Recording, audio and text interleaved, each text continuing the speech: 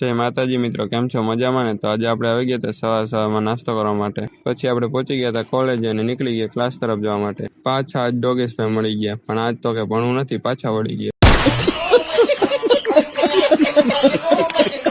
તો મિત્રો, આજે છે નવરાત્રીનો બીજો દિવસ, તો માતાજીની સ્થાપના કાલે કરી નાખી હતી. પછી ક્લાસમાં આવીને આપણે બધાએ કરી નાખ્યું હતું કામ ચાલુ પ્રોજેક્ટનું.